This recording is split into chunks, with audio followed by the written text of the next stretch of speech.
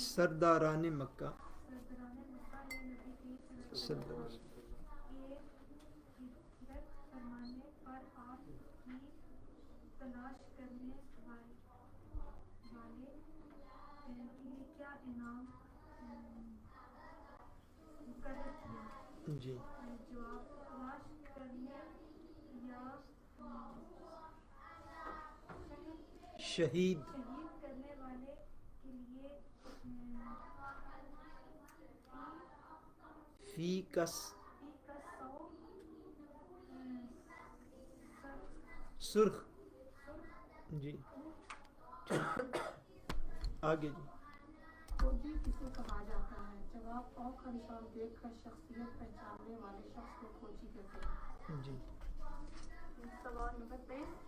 اس فوجی کا نام بتائیے جس نے غار سور کے بالکل پاس حضرت ابو بکر رضی اللہ عنہ کے قدم مبارک کے نشان کو پہچان لیا تھا. جواب: کرز کرزبن بن بن علقمہ جی بل حلال بن بن حلال حلال الخزاعی. الحلال. سوال نمبر 26 ہے. بیٹے بعد میں اس کو پڑھتے ہیں. سرداران مکہ نے نبی کریم صلی اللہ علیہ وسلم کے ہجرت فرمانے پر آپ کی تلاش کرنے والے شخص کے لیے فی کس کا مطلب کیا ہوتا ہے؟ پھر شون. تلاش کرنے والے یا شہید کرنے والے کے لیے 100 سرخ اونٹ کا انعام جو تھا وہ اناؤنس کیا تھا کہ جو شخص حضور نبی کریم صلی اللہ علیہ وسلم کو یا آپ کے ساتھ حضرت سیدنا ابو بکر صدیق رضی اللہ تعالیٰ عنہ ہوتے ہیں ان کو شہید کرے یا شہید نہ بھی کر سکے، صرف تلاش کر کے کنفرم اطلاع کر دے کہ وہ کس جگہ پر موجود ہیں، تو ایسی کنفرم اطلاع کرنے والے کے لیے بھی انہوں نے پھرشون جو ہے وہ 100 سرخ اونٹ کا اعلان کیا تھا. سرخ اونٹ یعنی ان کے اونٹوں میں جو قیمتی ترین اونٹوں کا تھیپے تھا، جو قسم تھی، اس کا انہوں نے اعلان کیا تاکہ سارا مکہ جو ہے وہ حضور علیہ الصلوۃ والسلام کی تلاش میں نکل کھڑا ہو، تو چلو کسی نہ کسی کو کوئی نہ کوئی سراغ جو ہے وہ تو مل ہی جائے گا. اس مقصد کے لیے کہ حضور علیہ الصلوۃ والسلام کو بھرپور طریقے پر انہوں نے تلاش کرنا تھا، انہوں نے مکہ کے کھوجیوں کی خدمات بھی حاصل کی. کھوجی اس ماہر کو کہتے ہیں، اس ایکسپرٹ کو کہتے ہیں جو کہ زمین پر لگے ہوئے پاؤں کے نشان دیکھ کر، بن کا مطلب کیا ہوتا ہے؟ بیٹا. بن کا کیا معنی ہوتا ہے؟ یعنی کرز علقمہ کا بیٹا، اور وہ علقمہ جو کہ ہلال الخزاعی کا بیٹا. کرز بن علقمہ یہ وہ کھوجی تھا مکہ معظمہ کا کہ جس نے حضرت سیدنا ابو بکر صدیق رضی اللہ تعالیٰ عنہ کے پاؤں کے نشانوں کے پیچھے یوں چلا حتیٰ کہ یہ مکہ کے سرداروں کو لے کر غار ثور کے منہ تک جا پہنچا. اتنا ماہر آدمی تھا. حالانکہ اہل مکہ کو یہ خبر تھی کہ حضور نبی کریم صلی اللہ علیہ وسلم تشریف لے گئے ہیں اور لے کے گئے حضرت ابو بکر صدیق رضی اللہ تعالیٰ عنہ کے ساتھ، یہ بھی ان کو پتا تھا. اب جب 2 شخصیات جا رہی ہوں تو پاؤں ہونے چاہیے 4، ایسی بات ہے نا. اور اسی سکر ہیت کے پیش نظر اس رستے میں کئی دفعہ ایسا واقعہ ہوا جو پچھلی دفعہ بھی میں نے عرض کیا تھا کہ امیر المومنین امام المتقین حضرت سیدنا ابو بکر صدیق رضی اللہ تعالیٰ عنہ نے حضور علیہ الصلوۃ والسلام کو اپنے کندھوں پر اٹھایا، اور صاحب ظاہر جتنا رسہ وہ کندھوں پر اٹھاتے تھے وہ نشان اگر مل بھی جاتے انہیں بالفرض تو وہ ایک بندے کے نشان ملتے. ایسی بات ہے نا. دوسری بات جو ہم نے لاسٹ ٹائم میں پڑھی تھی کہ آپ کا غلام جو تھا عامر بن فہیرہ، وہ پراپر وہ 3 دن جو تھے وہ بکریاں ان رستوں پر چلاتے تھے روزانہ کہ جن رستوں سے حضرت ابو بکر صدیق رضی اللہ تعالیٰ عنہ کے بیٹے جو ہیں ان کا نشان قدم بھی مٹ جائے. اور حضرت ابو بکر صدیق رضی اللہ تعالیٰ عنہ کے نشان قدم تو یقیناً پہلے دن ہی مٹ گئے ہوں گے. اس کے باوجود ان کی ایکسپرٹ ہونا دیکھیے, ان کی مہارت دیکھیے, اور اس مہارت کے اوپر ان کو داد دینی پڑے گی کہ سارے انتظامات کے باوجود ان میں ایسے ماہر لوگ بھی موجود تھے کہ کوئی خال اگر کہیں کہیں کوئی قدم نشان قدم رہ ہی گیا تھا تو اس کی مدد سے بھی وہ کفار جو ہیں وہ غار ثور کے منہ تک جا پہنچے. وہ قرظ بن علقمہ توڑ انہیں غار ثور تک لے گیا تھا کہ یہاں تک حضرت ابو بکر صدیق کا قدم جو وہ آتا ہے. آگے پڑھیے.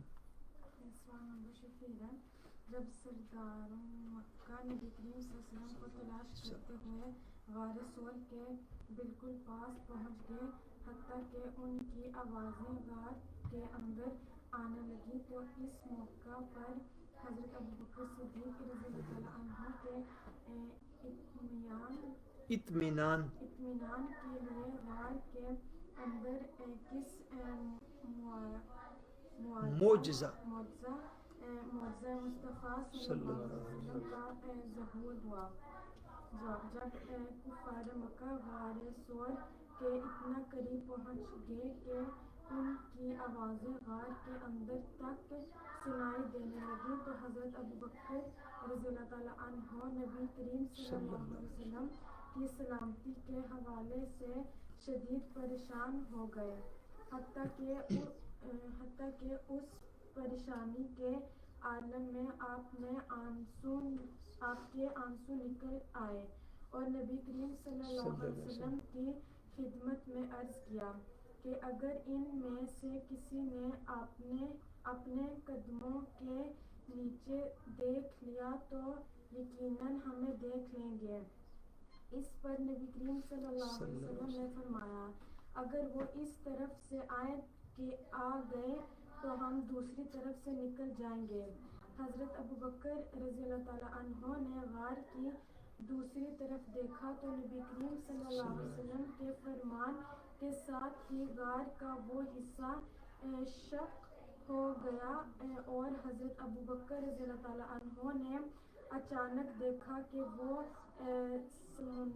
کہ وہاں سمندر موجود تھا, جس میں ایک طرف کشتی تیار کھڑی تھی.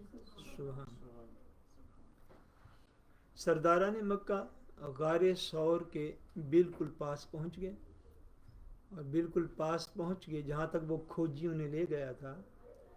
وہاں تک پہنچ کے وہ مشاورت کرنے لگے, باتیں کرنے لگے کہ یہاں تک تو نشان قدم آتا ہے, تو اس کے بعد وہ کس طرف کو گئے. اب وہ اتنا قریب جا پہنچے تھے کہ ان کی آوازیں غار کے اندر حضور نبی کریم صلی اللہ علیہ وسلم سن رہے تھے, حضرت ابو بکر صدیق رضی اللہ تعالیٰ عنہ آپ بھی سن رہے تھے. جب ان لوگوں کو حضرت ابو بکر صدیق رضی اللہ تعالیٰ عنہ نے ان کو بہت زیادہ قریب دیکھا تو اب شدید پریشان ہو گئے کہ اب کیا بنے گا, کہ ہم تو غار کے اندر ہیں, وہ بالکل غار کے سامنے آ پہنچے ہیں. انہوں نے حضور علیہ السلام کی بارگاہ اقدس میں عرض کیا, حضور ابھی تو وہ کھڑے ہوئے ہیں اور غار کے سامنے کھڑے ہو کے باتیں کر رہے ہیں, اگر ان میں سے کوئی بھی شخص نیچے بیٹھ گیا جھانکنے کے لیے غار کے اندر, پھر تو وہ ہمیں دیکھ لیں گے, تو پھر ہمارا کیا بنے گا. حضرت ابو بکر صدیق رضی اللہ تعالیٰ عنہ تقاضۂ بشریت سے بڑے پریشان ہوئے, اتنے پریشان ہوئے کہ آپ کی مبارک آنکھوں سے آنسو نکل آئے. کہ وہ ساری احتیاط جو ہم نے کی تھی, جو حضور علیہ السلام رات کو ہمیں لے کر نکلے تھے, اور کس طرح ہم مختلف رستوں سے ہوتے ہوتے یہاں تک آ گئے, تو آگے ہجرت کا معاملہ کیا بنے گا. حضرت ابو بکر صدیق رضی اللہ تعالیٰ عنہ جب اس موقع پر پریشان ہوئے تو وہ پریشانی جو ہے جناب صدیق کو اپنی ذات کے حوالے سے نہ تھی. یہ چیزیں نشین کر لیجیے, یعنی انہیں اپنی ذات کا یا اپنی جان کا فکر نہیں تھا کہ میرا کیا بنے گا. فکر یہ تھا کہ کہیں وہ ظالم لوگ حضور علیہ السلام کی کوئی بے ادبی نہ کر دیں, حضور علیہ السلام کے ساتھ وہ کس طرح کا رویہ اختیار کریں گے, جو کہ 100 اونٹ کا انعام جنہوں نے اناؤنس کیا ہوا ہے, جو کہ ساری رات اور سارا دن حضور کو تلاش کرتے رہتے ہیں. یہ وہ مرحلہ تھا، اس لیے قرآن مجید فرقان حمید میں جہاں پہ ہجرت کا واقعہ ہے وہاں پہ سورہ توبہ کے اندر اللہ تبارک و تعالیٰ ارشاد فرماتے ہیں کہ اذ یقول لصاحبہ لا تحزن ان اللہ معنا. اللہ تبارک و تعالیٰ ارشاد فرماتے ہیں کہ جب حضور نبی کریم صلی اللہ علیہ وآلہ وسلم نے اپنے صاحب سے یہ فرمایا، اپنے ساتھی سے یہ فرمایا لا تحزن، کہ اے ابو بکر فکر نہ کر، غم نہ کر، ان اللہ معنا، بے شک اللہ جو ہے وہ ہمارے ساتھ ہے، بے شک اللہ جو ہے وہ ہمارے ساتھ ہے. سو یہ جو ہوتا ہے نا لا تحزن، تحزن کا معنی ہے اردو میں یا عربی میں حزن. کیا اس کا آسان معنی کیا ہے؟ حزن. یہ توجہ کے ساتھ اس بات کو سمجھیے. حزن اور غم، حزن اور خوف، ان دونوں میں فرق ہوتا ہے. حزن میں اور خوف میں فرق ہوتا ہے. خوف بھی ڈر ہوتا ہے، حزن بھی ڈر ہی ہوتا ہے، پوائنٹ میں ہوتا ہے، اس کو غم کہا جاتا ہے. خوف اور حزن میں یہ فرق ہے کہ خوف کا لفظ جہاں پہ ہوتا ہے وہ ہمیشہ اپنی جان کے لیے ہوتا ہے.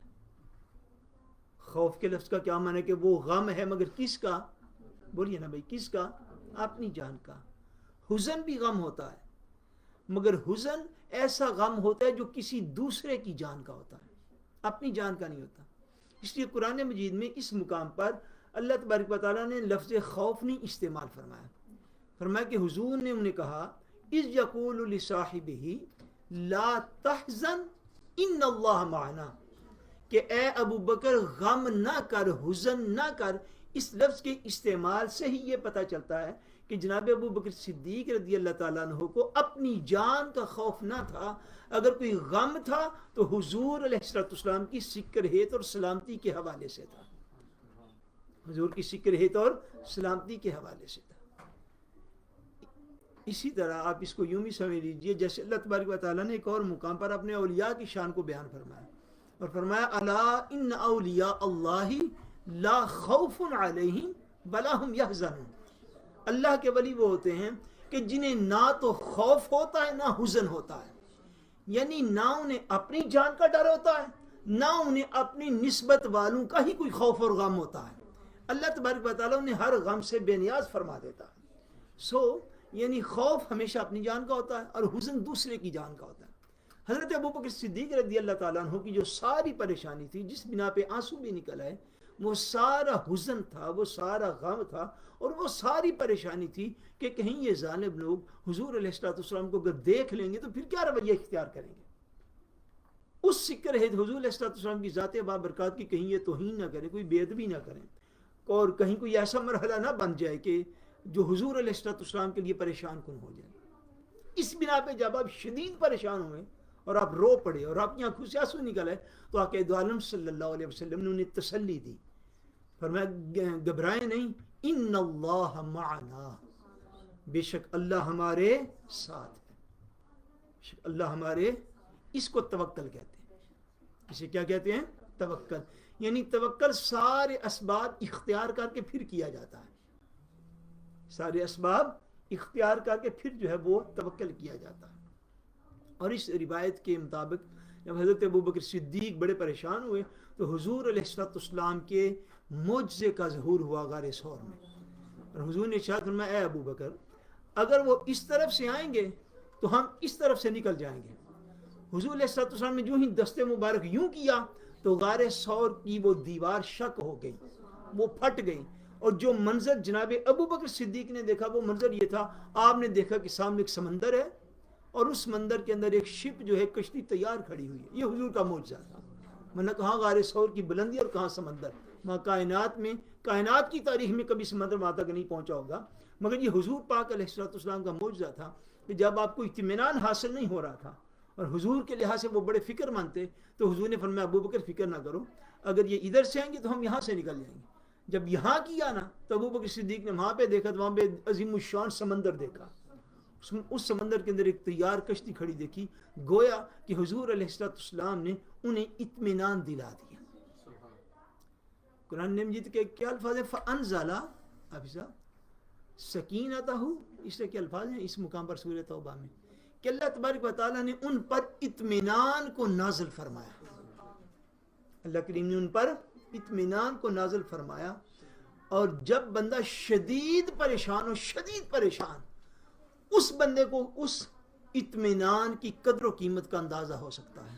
ویسے سکینہ کی اور بھی تفاصیل موجود ہیں لیکن اس وقت کرنے کا وقت نہیں. آگے پڑھیے. نبی کریم صلی اللہ علیہ وسلم کی حفاظت کے لیے غار ثور سے باہر جو معجزات ظاہر ہوئے ان کے متعلق آپ کیا جانتے ہیں؟ جب کفار مکہ غار کے قریب پہنچ گئے تو غار کے دانا کے قریب اچانک ام غیلان نامی درخت آ گیا. اگ آیا. جنگلی کبوتر کے ایک جوڑے نے غار کے دہانے کے قریب گھونسلہ بنا لیا. وہاں انڈے بھی دے دیے اور ان انڈوں کو سینے کے لیے ایک کبوتری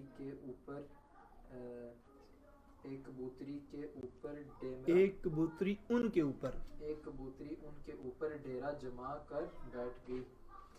ساتھ ہی غار کے منہ پر مکڑی نے ایک گھنا جالا تن دیا جسے دیکھنے سے یوں معلوم ہوتا تھا کہ یہ جالا آج کل میں نہیں تنا گیا بلکہ کئی سال پہلے کا ہے. نیکسٹ جی پیچھے پڑھیے. سوال نمبر 6. ام غیلان نامی درخت کے متعلق آپ کیا جانتے ہیں؟ جواب یہ ایک خاردار درخت ہوتا ہے جس کی بلندی انسانی قد کے برابر ہوتی ہے. اس کی شاخیں بڑی گنجان اور خاردار ہوتی ہیں. جی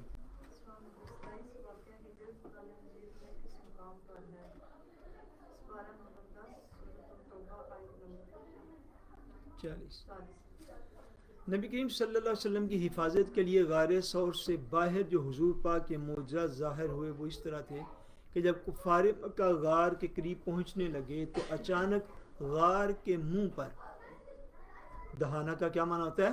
منہ، جو اس کا ڈور سارا بنا ہوا تھا یہاں سے غار کے اندر جایا جا سکتا تھا، وہ غار کا دہانہ ہوتا ہے. دہن ویسے منہ کو کہتے ہیں. دہن کسے کہتے ہیں؟ اعلیٰ حضرت علیہ رحمت نے حضور پاک کی خدمت میں عرض کیا نا، وہ دہن جس کی ہر بات وحی ہدا. سنا ہو نہیں آپ نے السلام کا شعر؟ دہن کا کیا معنی ہوتا ہے؟ منہ. کہ حضور علیہ الصلوۃ والسلام کا منہ مبارک وہ ہے جس سے جو بات بھی نکلی وہ اللہ کی وحی ہی تھی جو نکلی. وہ دہن جس کی ہر بات وحی ہدا، یہ وہ دہانہ یعنی منہ. غار کا وہ منہ ڈور سارا، اس کے اوپر ایک عرب کے اندر درخت ہوتا تھا ام غیلان. کیا درخت کا نام ہے؟ ام غیلان. درخت جو تھا وہ اچانک وہاں پہ اگ آیا. جنگلی کبوتروں کے ایک جوڑے نے اس غار کے باہر جو تھا وہ بسیرا کر لیا، ڈیرا ڈال لیا. اور وہ جو فیمیل کبوتر تھی اس کے نیچے انڈے بھی پڑے ہوئے تھے، وہ اس کے اوپر بیٹھی بھی ہوئی تھی. اور وہ جو غار کا ڈور سارا تھا، دہانہ سارا تھا، وہاں پر ایک مکڑی نے جالا بھی تن دیا. اور وہ اتنا تھت اور اتنا گھنا تھا کہ اس کو دیکھ کر اندازہ ہوتا تھا کہ بڑے عرصے سے اس غار کے اندر کوئی بندہ گیا نہیں. اور یہ وہ خدائی انتظام ہے کہ ساری مکے کی ساری پاورز جس مقصد کے لیے نکلی ہوئی تھی اس مقصد کے قریب بھی جا پہنچی. اور مکڑی کا جالا وہ چیز ہے کہ جس کو پھونک بھی مارے تو اڑ جاتا ہے. جب اللہ تبارک و تعالیٰ اپنی حفاظت کے انتظامات فرماتا ہے تو وہ بظاہر کمزور ترین چیز جو اس روئے زمین کی ہو سکتی ہے وہ مکڑی کا جالا ہے. ایسی بات ہے کہ نہیں بھائی؟ جالے کو آپ زور سے پھونک بھی مارے وہ نیچے گر جائے گا. مگر اللہ تبارک و تعالیٰ نے جب اپنی حفاظت کا انتظام کیا تو اس مکڑی کے کمزور سے جالے سے حضور علیہ السلام کے اللہ کریم نے اہل مکہ سے حفاظت فرما دی. اور انہوں نے سارے اپنی عقل کے گھوڑے دوڑائے تو انہوں نے کہا نہیں ادھر اندر جانے کا تو فائدہ نہیں ہے چونکہ یہاں پہ کوئی ایسے آثار ہی نہیں ہے کسی غار کے اندر کوئی بندہ داخل ہوا. یہ ام غیلان ایک خاردار درخت ہوتا ہے. خار کہتے ہیں کانٹے کو. خار کسے کہتے ہیں؟ کانٹے کو. خاردار یعنی جس کی ٹہنی اوپر کانٹے لگے ہوتے ہیں. خاردار درخت ہوتا ہے جس کی بلندی انسانی قد کے برابر ہوتی ہے اور اس کی شاخیں بڑی گنجان ہوتے ہیں، تھت. اور خاردار یعنی کانٹے دار ہوتی ہیں. ایک اور شعر مجھے یاد آ گیا نعت پاک کا. اعلیٰ حضرت نے لکھا ہے کیا پھول کیا چیز میری آنکھوں میں دشت طیبہ کے خار پھرتے ہیں. آپ فرماتے ہیں کہ لوگوں کو تو پھول اچھا لگتا ہے مگر ایک پاس ساری کائنات کے ایک طرف پھول پڑے ہوں اور ایک طرف مدینہ طیبہ کا کانٹا پڑا ہو. تو وہ فرماتے ہیں ہمیں وہ مدینہ طیبہ کا کانٹا زیادہ اچھا لگتا ہے. ساری کائنات کے گلاب ہمیں بھول جاتے ہیں. پھول کیا چیز میری آنکھوں میں دشت طیبہ کے خار پھرتے ہیں. تو خار جو ہے یہ کانٹے کو کہتے ہیں، خاردار درخت. آگے پڑھیے کن کے بارے میں. سوال نمبر 28 عبداللہ بن ارقط کے متعلق آپ کیا جانتے ہیں؟ عبداللہ بن ارقط ایک مشرک آدمی تھا جو کہ اپنے قوم کا بڑا پکا آدمی تھا. یہ آدمی مکہ مکرمہ اور مدینہ منورہ کے درمیان خفیہ رستوں کو بھی اچھی طرح جانتا تھا. چنانچہ حضرت ابو بکر رضی اللہ تعالیٰ عنہ نے بہت چھان بین کر کے اس شخص کی خدمات بطور رہبر حاصل کی نہیں. عبداللہ بن ارقط حسب وعدہ تیسرے دن حضرت ابو بکر رضی اللہ عنہ کی دونوں اونٹنیاں غار ثور پر لے آیا جہاں سے سفر کے دوسرے مرحلہ کا آغاز ہوا. جی آگے پڑھیے. سوال نمبر 20 جب نبی کریم صلی اللہ علیہ وسلم غار ثور سے نکلے تو حضرت ابو بکر صدیق رضی اللہ عنہ کے پاس سفر حج کے لیے کتنی رقم تھی؟ جواب 5 یا 6,000 درہم. جی نبی کریم صلی اللہ علیہ وسلم سے کتنے دن بعد غار ثور سے مدینہ منورہ کی طرف روانہ ہوئے؟ 3 دن بعد. سوال نمبر 25 نبی کریم صلی اللہ علیہ وسلم نے جس گروہ کا سفر ہجرت فرمایا اس کا نام بتائیں. الجدعہ. جی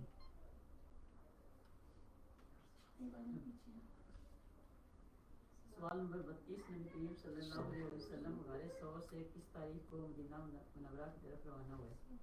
یکم ربیع الاول.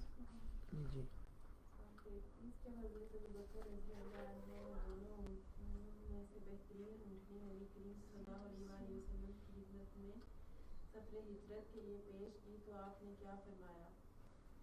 جواب آپ نے فرمایا کہ میں اس اونٹنی پر سفر نہیں کروں گا جو میری نہ ہو. حضرت ابوبکر رضی اللہ عنہ نے عرض کیا میرے ماں باپ آپ پر قربان یہ آپ ہی کیا.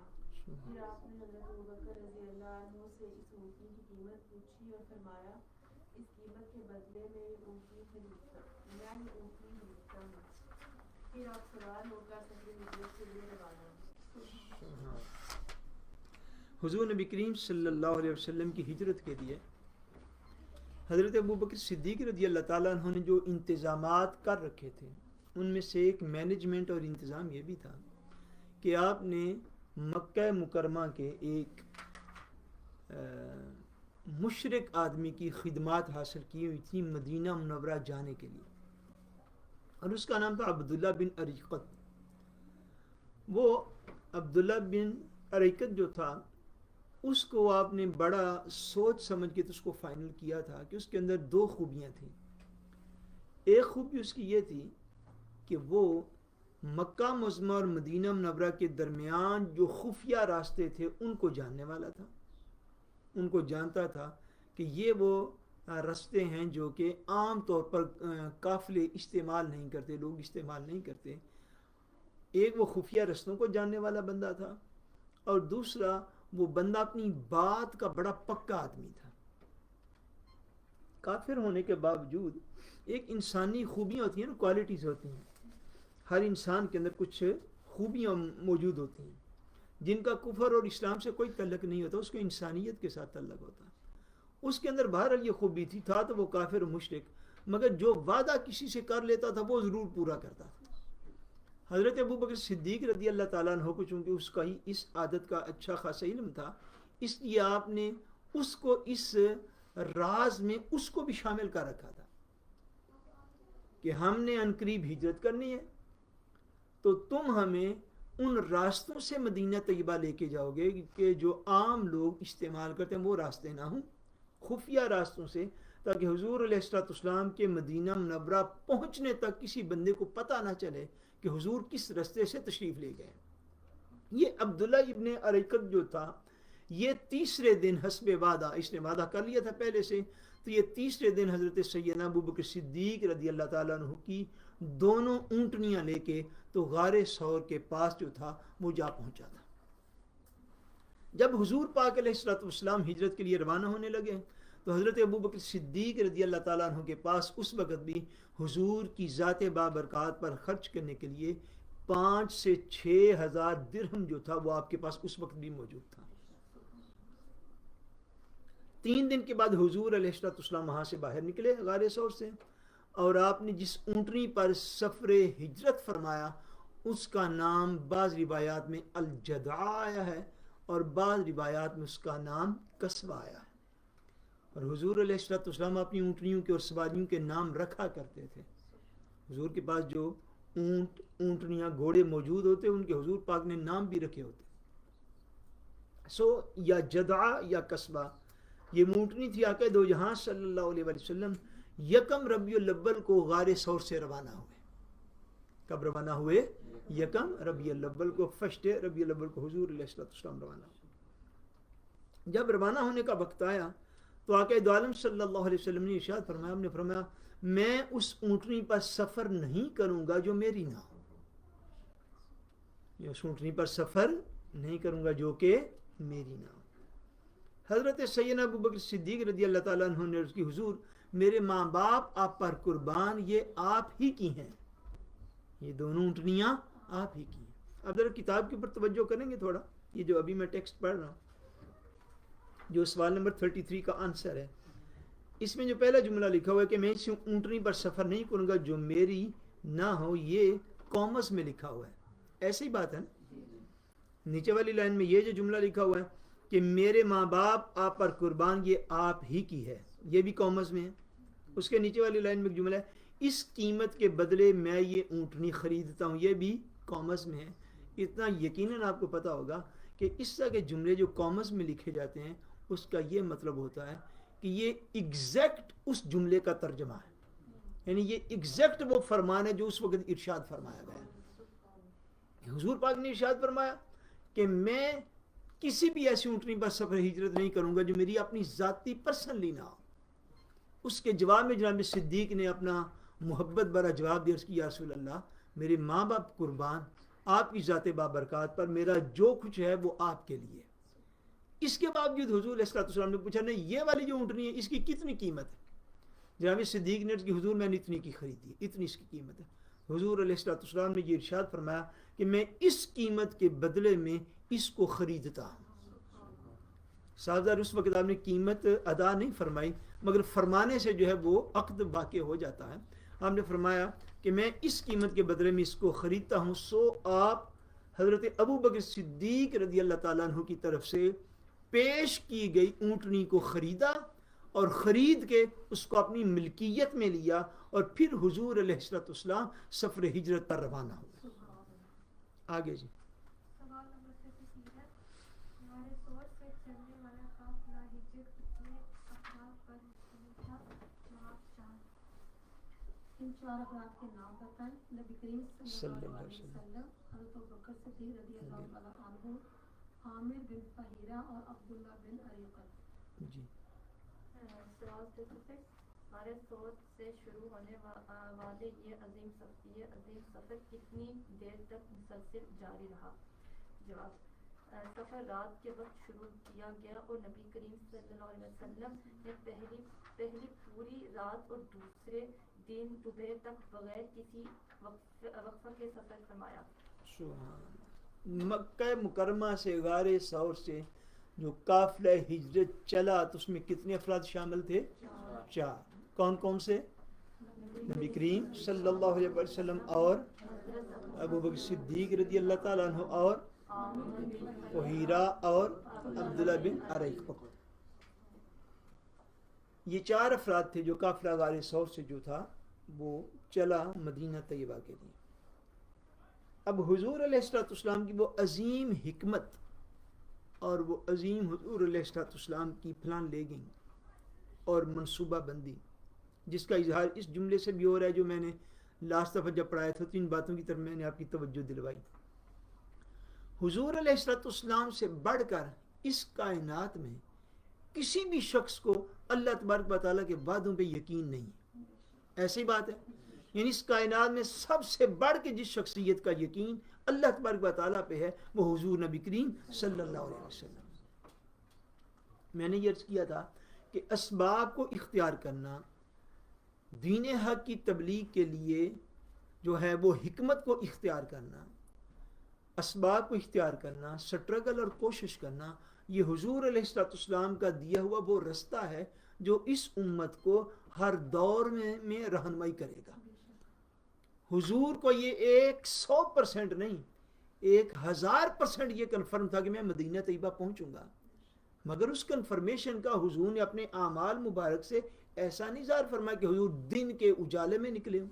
اب بات سمجھے، میں جب اللہ تعالیٰ پہ توکل ہے، یقین کامل ہے، اور اللہ تبارک و تعالیٰ نے کی طرف سے یہ کامل یقین ہے کہ میں مدینہ طیبہ جا پہنچوں گا، تو حضور علیہ السلام نے ایسا تو نہیں فرمایا کہ دن کو زور کے وقت آپ نکلے ہوں غیر سور سے. کس وقت نکلے؟ رات کے وقت نکلے. اور میں نے عرض کیا تھا جب آپ کسی بھی مہینے کے شروع میں پہلی رات کا چاند دیکھتے ہیں تو چند منٹ کے لیے نکلتا ہے، صرف رات بھی اندھیری ہوتی ہے. یہ لائٹیں جو ہیں یہ اگر بند کر دی جائیں اوسلو شہر کی کسی دن جون جولائی میں نہیں، نومبر دسمبر میں بند کر دی جائیں رات کو، اور رات چاند کے اعتبار سے پہلی یا دوسری تو آپ کو اندھیرے کا ڈارکنیس کا اندازہ ہو. اور حضور علیہ السلام کی احتیاط کا عالم یہ تھا، حکمت کا عالم یہ تھا، پلاننگ کا عالم یہ تھا، اور اسباب کو اختیار کرنا ایسا تھا کہ آقا دو جہاں رات کو نکلے. پھر جس رات کو حضور پاک نکلے حضور نے ساری رات سفر فرمایا، رات کا ایک لمحہ بھی سواریوں کو رکنے کی اجازت نہیں دی، سفر مسلسل فرمایا. پھر دوسرا آدھا دن مسلسل سفر فرمایا.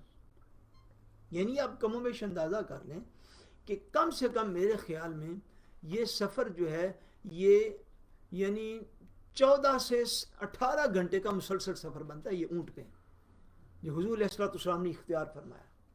یعنی مسلسل سفر کیا، پورا رات جب سفر شروع فرمایا ساری رات سفر کیا، پھر اگلا دن بھی حضور نے مسلسل سفر فرمایا، حتیٰ کہ اگلے دن دوپہر کو جا کے حضور علیہ السلام نے اپنے قافلہ کو آرام کرنے کی اجازت عطا فرمائی.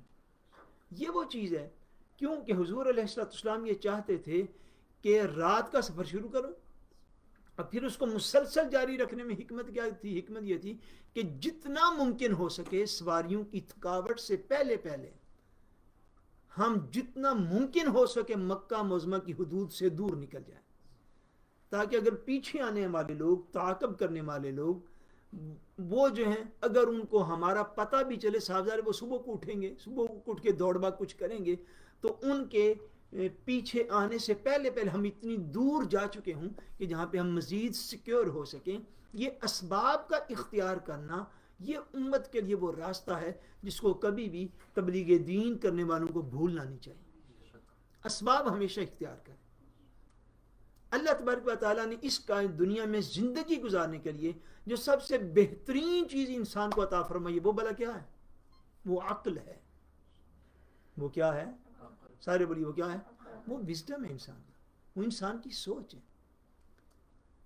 اگر آپ ان امور کے اندر جہاں پہ اسباب اختیار کرنے کی ضرورت ہے، بات لمبی نوجائز، مجھے ایک بندہ کہہ رہا تھا، وہ کہہ رہا تھا شاہ صاحب اگر ایک کام میں پیسے ان تھکت کٹ جائے تو وہ کام جاری رکھنا چاہیے یا چھڑ دینا چاہیے. آج ایک بندہ مجھ سے سوال پوچھ رہا تھا اور اس کی میننگ یہ تھی، اس نے بڑی بات ہے کہ مطلب اس طرح کوئی یہ اللہ تعالیٰ پر توکل کے خلاف تو نہیں ہے. میں کہ اللہ تعالیٰ نے انسان کو عقل عطا فرما کے دنیا میں بھیجا اور یہ استعمال کرنے کے لیے دی ہے. کس لیے دی ہے؟ انجن میں ساری 100% واپس ہی لائے جو ان استعمال کرنا خدا تعالیٰ. ایک کام میں آپ کو منافع نظر نہیں آ رہا، پروفٹ نظر نہیں آ رہا، تو آپ انویسٹمنٹ کسی اور جگہ پہ کیجیے. یہ اسباب ہے. دنیا عالم، بولیے دنیا عالم اسباب. اب دیکھیے حضور پاک نے اسباب کا کیسا لحاظ فرمایا. رات کو نکلے، مسلسل 1.5 دن سفر کیا، ایک رات اور ایک آدھا دن 1.5 دن بنتا، 1.5 دن مسلسل سفر کیا تاکہ ممکن حد تک اہل مکہ کے شر سے بچا جا سکے. آگے بڑھیے. دوسرے دن دوپہر کے وقت نبی کریم صلی اللہ صلی علیہ اللہ علیہ وسلم کہاں قیام فرما ہوئے؟ جواب: آپ نے صحرا میں ایک چٹان کے سائے میں قیام فرمایا۔ جی دوران قیام حضرت ابوبکر صدیق رضی اللہ تعالیٰ عنہ کہاں تھے؟ آپ نبی کریم صلی اللہ علیہ وآلہ وسلم کی حفاظت کے خیال سے چٹان کے اوپر کھڑے رہے۔ جی نبی کریم صلی اللہ علیہ وآلہ وسلم کے آرام فرمانے کے دوران حضرت ابوبکر رضی اللہ تعالیٰ عنہ نے آپ کے کھانے پینے کے لیے کیا انتظام کیا؟ جواب: ایک چرواہا اپنی بکریوں کو چراتے ہوئے اسی چٹان کے سائے میں دوپہر گزارنے کے لیے آ گیا تو آپ نے اس چرواہے سے کہہ کر ایک بکری کا تازہ دودھ لے کر ٹھنڈا کرنے کے بعد آپ کی خدمت اقدس میں پیش کیا۔ سبحان سوال نمبر 40 بکری سے دودھ دھوتے وقت حضرت ابوبکر صدیق رضی اللہ تعالیٰ عنہ نے اس چرواہے کو کیا ہدایت دی؟ جواب: حضرت ابوبکر صدیق رضی اللہ تعالیٰ عنہ نے چرواہے کو فرمایا کہ پہلے بکری کے تھن صاف کر لیں، پھر اپنے ہاتھوں کو گرد و غبار سے صاف کر لیں اور آپ نے اسے ایک باریک کپڑا بھی دیا تاکہ وہ اسے برتن کے اوپر رکھ لیں اور برتن میں صاف شفاف دودھ پہنچے۔ سبحان جی اس موقع پر نبی کریم صلی اللہ علیہ وسلم کے دودھ پینے کی کیفیت کو حضرت ابوبکر رضی اللہ عنہ نے کیسے بیان فرمایا؟ آپ نے فرمایا نبی کریم صلی اللہ علیہ وسلم نے جی بھر کر اتنا دودھ پیا کہ میں خوش ہوں۔ حضور نبی کریم صلی اللہ علیہ وسلم نے دوسرے دن دوپہر کے وقت ایک صحرا میں، صحرا جہاں وہ ریت کا جنگل ہوتا ہے، صحرا کو ہم نارویجن میں کیا کہتے ہیں؟ ارکن۔ ایک چٹان کے سائے میں قیام فرمایا۔ چٹان کو کیا ہم کیا کہتے ہیں؟ فیل، اندیلا فیل چٹان ہوتی ہے، میرے خیال میں برگے بھی کہہ سکتے ہیں اس طرح۔ دوران قیام جتنی دیر حضور نبی کریم صلی اللہ علیہ وسلم اس چٹان کے نیچے قیام فرمانے کا، کیونکہ چٹان کی وجہ سے شگے مل گیا، سایہ مل گیا، حضور علیہ السلام اس کے نیچے تشریف فرما ہو گئے دوپہر کے وقت۔ اب حضرت سیدنا ابوبکر صدیق رضی اللہ تعالیٰ عنہ نے کیا کیا؟ انسانی بشری تقاضوں کے تحت یقیناً آپ پر بھی تھکاوٹ کے آثار ہوں گے، آپ بھی تھکے ہوئے ہوں گے، لیکن یہ ہوتا ہے کہ سارے بشری تقاضے ایک طرف رکھ دینا اور اپنے محبوب کے آرام کو ایک طرف رکھ دینا۔ یہ صدیق وہی ہیں جو غار میں سانپ سے ڈسوا چکے ہوئے تھے، اس وقت بھی حضور کے آرام میں آپ نے خلل نہیں آنے دیا۔ اب حضور علیہ السلام آرام کرنے لگ گئے تو حضرت ابوبکر صدیق رضی اللہ تعالیٰ عنہ آپ کی حفاظت کے خیال سے اس چٹان کے اوپر کھڑے ہو گئے تاکہ دور تک صحرا میں نظر جائے۔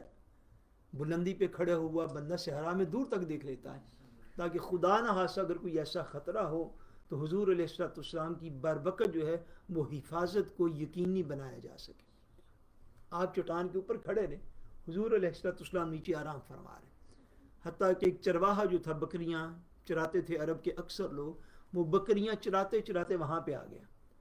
حضرت ابوبکر صدیق رضی اللہ تعالیٰ عنہ نے اس موقع کو بھی غنیمت جانا اور آپ نے اس چرواہے سے حضور علیہ السلام کے لیے دودھ جو تھا وہ لیا، اور جب دودھ جانور کے نیچے سے دوہا جاتا ہے تو وہ دودھ گرم ہوتا ہے، پھر آپ نے اس کو ٹھنڈا ہونے دیا۔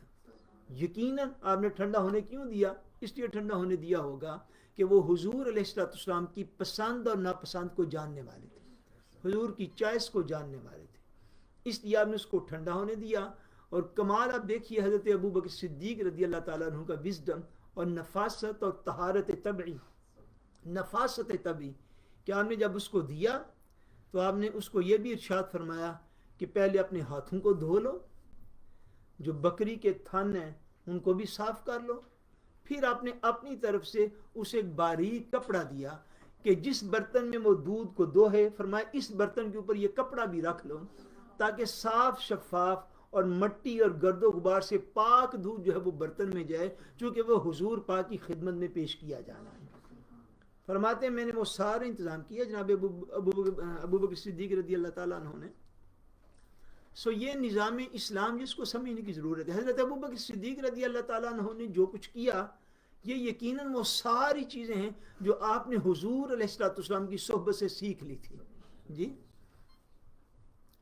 یہ کہ بار بار ہاتھوں کو دھویا جائے یہ کنسیپٹ جو ہے آپ اس صورت میں سمجھیے حضرت ابو بکر صدیق رضی اللہ تعالیٰ عنہ کی حملے مبارک کی صورت کہ چرواہے کو بھی اس بات کا پابند کیا کہ ہاتھوں کو تم نے دھونا ہے، بکری کے تھن جو ان کو دھونے ہیں، پھر کپڑا دیا ایکسٹرا ساتھ.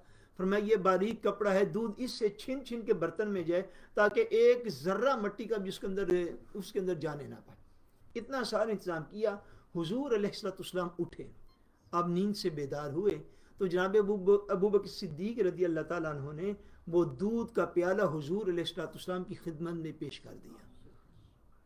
میں نے جب اس جملے کو لکھا اور زندگی میں پہلی مرتبہ پڑھا، یہ جو اس سے سوال نمبر 48 کا جو جواب ہے، یقین جانیے ایک وجد کی کیفیت میرے اوپر طاری ہوئی. یعنی یہ جملہ پیار و محبت کا ایسا عظیم جملہ ہے کہ آپ اس کی گہرائی میں گم ہوں تو آپ کو اس میں محبت کا ایک سمندر آپ کو نظر آئے. بھائی یہ ایک سمپل ساری اور نارمل ساری بات ہے کہ جب کوئی بندہ کھاتا پیتا ہے تو کھانے پینے والا خوش ہوتا ہے. بات ایسے ہے کہ نہیں؟ بھئی اب یہاں پہ کمال محبت حضرت ابو بکر صدیق رضی اللہ تعالیٰ عنہ کو یہ ہے کہ دودھ حضور پی رہے ہیں. دودھ کون پی رہا ہے؟ دودھ حضور پاک پی رہے ہیں. حضرت ابو بکر صدیق پاس کھڑے بس دیکھ رہے ہیں. مگر محبت کا عالم یہ ہے کہ یہ نہیں فرماتے کہ حضور پاک نے دودھ پیا تو حضور خوش ہو گئے. یہ نہیں فرمایا. فرمایا حضور پاک نے دودھ پیا تو میں خوش ہو گیا. سبحان اللہ. ایسی کمال محبت. یہ محب اور محبوب کا وہ تعلق ہے کہ آپ نے یوں نہیں ارشاد فرمایا کہ حضور علیہ الصلوۃ والسلام نے دودھ پیا تو حضور خوش ہو گئے. بھائی فطری تقاضوں کے تحت یقین حضور علیہ الصلوۃ والسلام بھی خوش ہوئے ہوں گے، میرے غلام نے میری اتنی خدمت کی ہے، مگر اس کا نہیں ذکر کیا. فرمایا کہ حضور پاک نے اتنے اطمینان سے، اتنی چاہت سے اور اتنے جو ہے وہ محبت سے دودھ پیا اور اتنا زیادہ پیا کہ حضور نے دودھ پیا تو میں خوش ہو گیا. حضور نے دودھ پیا تو میں خوش ہو گیا. گویا کہ میری خدمت حضور علیہ السلام نے قبول فرما لی تو صدیق اکبر کے لیے یہی سارا کچھ تھا. فرمایا حضور علیہ السلام نے جی بار کے دودھ پیا اور اتنا پیا کہ حضور کے پینے سے میں خوش ہو گیا. حضور کے پینے سے میں خوش ہو گیا. سو یہ سوال نمبر 41 تک کی آج جو ہے وہ پڑھا جا سکا ہے. ابھی انشاءاللہ تبارک و تعالی نماز مغرب ہوگی، نماز مغرب کے بعد آ کے بقیہ تھی میں